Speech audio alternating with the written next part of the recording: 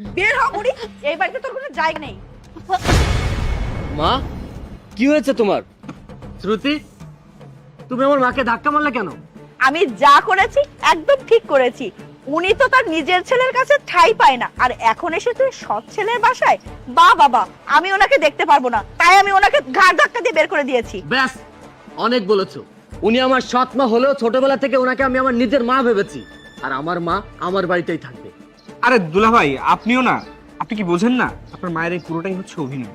নিজের ছেলের বাড়িতে তো জায়গা হয়নি, অমনি সুর করে সৎ ছেলের বাড়িতে চলে এসেছে। আর আপনি ভুলে যাবেন না দুলা ভাই, সে হাজার হলো আপনার সৎ মা, আর সে হচ্ছে এই পরিবারের একটা আবর্জনা। আবর্জনা ফেলে দেওয়াই ভালো। থাক বাবা, তুই আর ঝামেলা করিস না। আমি চলে যাই বাবা। ঠিকই তো, উনি এই বাসার এক্সট্রা। উনি এখানে থাকলে অশান্তি আরো বাড়বে। তাছাড়া আপু ওনাকে বের করে দিয়েছে না, ভালোই করেছে। দুলা ভাই, আপনি আর বাধা দিয়েন না। এই, তোমাদেরকে এত কথা বলতে কে বলেছে? এই বাড়িটা কি তোমাদের? এই বাড়িটা আমার।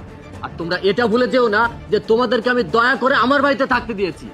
এই বাড়িতে যদি আমার মা না থাকতে পারে, তাহলে তোমাদের কাউকে রাখবো না। আরে তুমি কিন্তু এখন বেশি বেশি করছো। এই মহিলার জন্য তুমি আমার ভাই বোনকে অপমান করছো, তাদের ছোট করছো।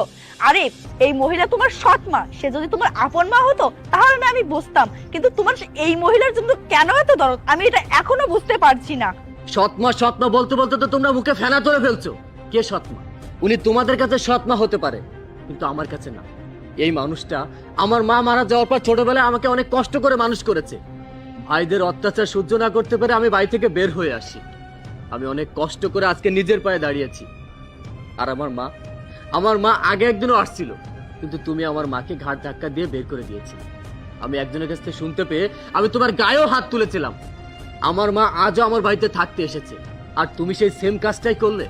আরে আমার মা আমার জীবনে কতটা অবদান রেখেছে সেটা তুমি না জানলেও আমি জানি। আমার নিজের মা মারা যাওয়ার পর যদি এই সৎ মা আমাকে মানুষ না করতো, তাহলে আজকে আমাকে রাস্তায় টোকায়ের কাজ করতে হতো। আর তুমি আমার সেই মাকে বাড়ি থেকে ঘাট ধাক্কা দিয়ে বের করে দেবে? তা তো আমি কখনো হতে দেব না। আমার মা আমার বাড়িতেই থাকবে। তাতে যদি কারোর কোনো সমস্যা হয়, সেই বাড়ি থেকে চলে যাবে। আরে তুমি সত্যি কিন্তু এখন বাড়াবাড়ি করছো। এই মহিলার জন্য তুমি আমার গায়ে হাতও আগে তুলেছো। এই মহিলাকে আমি আর একদমই সহ্য করতে পারছি না। একে আমার বাড়িতে আমি কোনোভাবেই রাখতে পারবো না। ওকে বের হয়ে যেতে বলো। থাক বৌমা, আমাকে তোমার আর কষ্ট করে বের করে দিতে হবে না। আমি নিজেই চলে যাচ্ছি। আমি আমার ছেলেকে কখনো সৎ ছেলে মনে করিনি। আমার নিজের ছেলেরা আমাকে বাড়ি থেকে বের করে দিয়েছিল। ভেবেছিলাম আমি আমার আরিফের কাছে এসে থাকবো, কিন্তু তোমরা যখন চাচ্ছ না আমি এখানে থাকি, আমি তোমাদের অশান্তি বাড়াবো না। আমি চলে যাচ্ছি মা। বাবা আরিফ, আমি চলে যাচ্ছি। তোরা তোদের অশান্তি বাড়াস না বাবা, আমি চলে যাচ্ছি। মা, তুমি কোথাও যাবে না। মা, তুমি আমার মা, তুমি আমার বাড়িতেই থাকবে। তাতে যদি কারোর কোনো সমস্যা হয়, তাকে এই বাড়ি থেকে বের করে দিতে আমি একবারও ভাববো না। মা, চলো।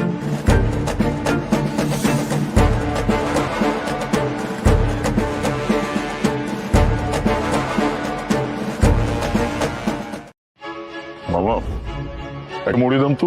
হ্যাঁ হ্যাঁ, এখনই দিতেছি। বাবা, বাবা, আঙ্কেল, আঙ্কেল ওঠেন। কি হয়েছে আপনার? ওনার কি হয়েছে? এটার জন্য আপনি কি করবেন? চলে যান এখান থেকে।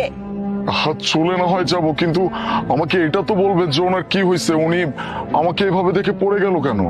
আমি তো আপনাকে বলছি যে আমি চলে যাব, কিন্তু যাওয়ার আগে আমার জানতে হবে যে উনি আমাকে দেখে এভাবে পড়ে গেল কেন। আপনি তো আমার ছোট বোনের মতো, আমাকে বলেন না। বোন যখন বলছেন তখন বলছি।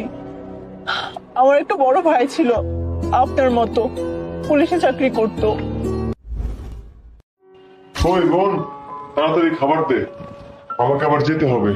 তুমি তো ভাই আসছো 1 সপ্তাহ হয় মাত্র, তুমি এখনই কেন চলে যাবে বলো? আর কয়েকটা দিন থাকো না আমাদের সাথে। বোন, ফোন আসছে অফিস থেকে, যেতেই হবে, অনেক কাজের চাপ। ভাইয়া সামনে তো ঈদ আসতেছে, সবাই তো তার ফ্যামিলি নিয়ে থাকে, আর বাসায় আমি আর বাবা শুধু। তোমাকে তো আমরা পাই না। থাকো না ভাইয়া, আমার খুব খারাপ লাগবে। তোকে আমি কথা দিয়ে যাচ্ছি, এই ঈদে তো আর পারবো না, সামনের ঈদে অবশ্যই তোর সঙ্গে ঈদ করবো। তুমি সত্যি বলতেছো তো? সামনের বার থাকবে তো?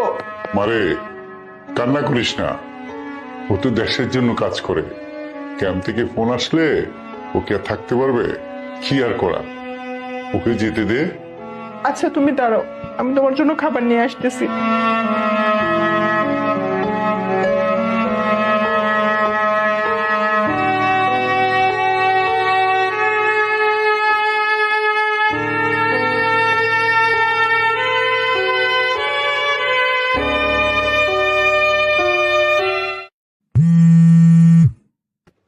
মা দেখতো, ফোনটা একটু ধর।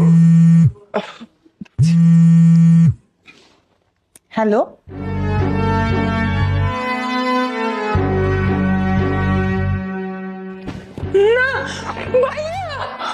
কিরে মা, কি হয়েছে তোর ভাইয়া? ভাই আর নেই। নেই?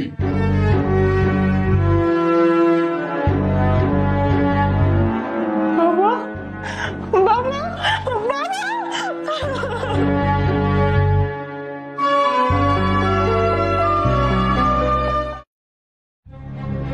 বাসায় কেউ আছেন? কই? কি ব্যাপার, আপনারা 3 মাস ধরে বাসা ভাড়া দিচ্ছেন না কেন? আসলে দেশের আন্দোলনের সময় আমার ভাইয়া শহীদ হয়েছে। আমাদের সংসারে তো আমার ভাইয়া ছাড়া ইনকামের আর কেউ নাই। তার জন্য আমরা একটু সমস্যায় পড়ে গেছি, কিন্তু আপনি চিন্তা করবেন না, আমরা আপনার ভাড়া পরিশোধ করে দিব। দেখেন আপা, 1-2 মাস করে আপনারা 3 মাস ভাড়া দিচ্ছেন না, এইভাবে হবে না। আপনারা আজকেই বাসা থেকে বের হয়ে যান। দেখো বাবা, আমাদের একটু সময় দাও, একটু ধৈর্য ধরো, আমরা ব্যবস্থা করে দিয়ে দেবো। আরে কাকা, কয়েকটা দিন বলে তো 3 মাস হয়ে গেল, এইভাবে করলে কি হবে? আমার নতুন ভাড়াটিয়া আসছে, ওরা উঠবে। আর ফ্ল্যাটে যত মাল জিনিস আছে এটা রেখে যান, আপনারা তো আর ভাড়া দিতে পারবেন না। ভাড়ার পরিবর্তে আপনাদের যত মাল জিনিস আছে এগুলো আমি রেখে দিব।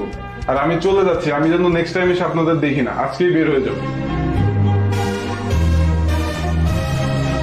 এখন কি করবো বাবা? কি করবি মা, এখন তো আর কিছু করার নাই, চিন্তা করেও কোনো লাভ নাই। যা হওয়ার তাই হব। সব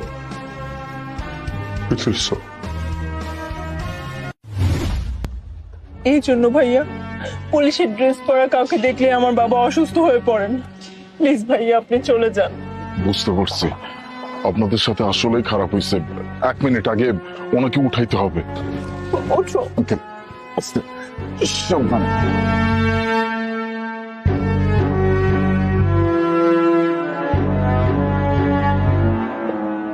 আঙ্কেল, আমি আপনাদের দুইজনের অবস্থায় বুঝতে পারতেছি। একটা বাবার যখন যুবক একটা সন্তান এইভাবে মারা যায়, তখন সেই বাবার যে কি হয় এটা শুধুমাত্র সেই বাবাটাই জানে। আর এই যে বোন, তোমার যে কতটা খারাপ লাগতেছে সেটাও আমি খুব ভালো করেই বুঝতে পারতেছি। তবে আঙ্কেল, আপনারা যদি কিছু মনে না করেন তাহলে আপনাদের কাছে আমার ছোট্ট একটা অনুরোধ আছে।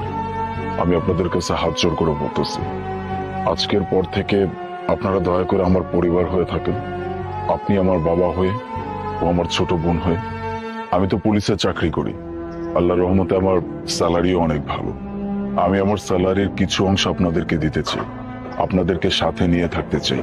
আমি তো জানি আপনার ছেলের যে মৃত্যু হয়েছে এটা তো দেশ রক্ষার্থেই হয়েছে, তাই আমি আপনার ছেলে হয়ে আর ওর বড় ভাই হয়ে আপনাদের পাশে থাকতে চাই। প্লিজ আপনারা না করবেন না। আজ থেকে তুমি আমার ছেলে বাবা, আজ থেকে তুমি আমার ছেলে। আমি এক সন্তানকে হারিয়েছি, আল্লাহ আমাকে আরেকটা ছেলে দান করেছে। আরে এ হচ্ছে তোমার ছোট বোন। আল্লাহর কাছে লাখো কোটি শুকরিয়া বাবা। আমি আমার ভাইকে হারিয়েছি, কিন্তু আপনার কথাবার্তা শোনার পর আপনাকে আমার নিজের ভাইয়ের মতো মনে হচ্ছে। আপনাকে পাওয়ার পর আমার বাবা আশা করি সুস্থ হয়ে যাবে, আরে কষ্ট নিয়ে বাঁচতে হবে না। আপনাকে অনেক অনেক ধন্যবাদ। দূর পাগলি, ছোট বোন হয়ে যদি বড় ভাইয়ের কাছে এইভাবে কেউ হাত জোড় করে এটা কি দেখতে ভালো দেখায়? আমি তো তোর বড় ভাই, আজকের পর থেকে তোর আর কোনো সমস্যা নেই, আপনাদের কোনো সমস্যা নেই। ঠিক আছে।